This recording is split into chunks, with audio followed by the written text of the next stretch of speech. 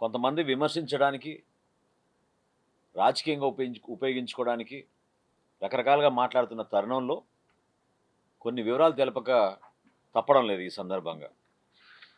ఇదే ధాన్యం కొనుగోలు ప్రక్రియ 2022-23 ఖరీఫ్ మాసంలో ఆ రోజున్న వైఎస్ఆర్సీపీ ప్రభుత్వం ఈ రోజుకి కేవలం 3,33,175 మెట్రిక్ టన్నుల ధాన్యం సేకరించారు. 2023-24కి ఎలక్షన్స్ వస్తున్న సందర్భంలో కూడా కేవలం 2,40,635 మెట్రిక్ టన్నుల ధాన్యం సేకరించడం జరిగింది.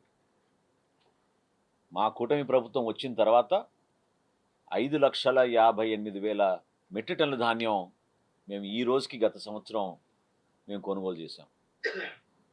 ఎంత గణనీయంగా ఈ సంవత్సరం పెరిగిందంటే 8,22,000 మెట్రిక్ టన్నుల ధాన్యం ఈ రోజుకి మేము సేకరించాం. అహర్నిశలు కృషి చేస్తున్న క్షేత్రస్థాయిలో మా సిబ్బంది,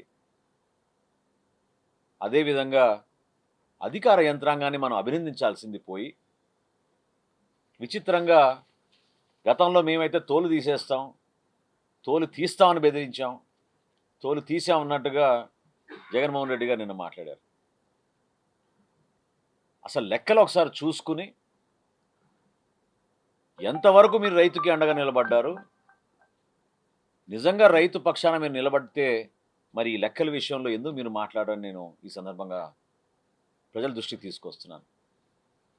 1,674 కోట్ల రూపాయలు రైతులకి బకాయిలు పెట్టి మీరు పారిపోయారే, మీరా రైతు పక్షాన మాట్లాడేది?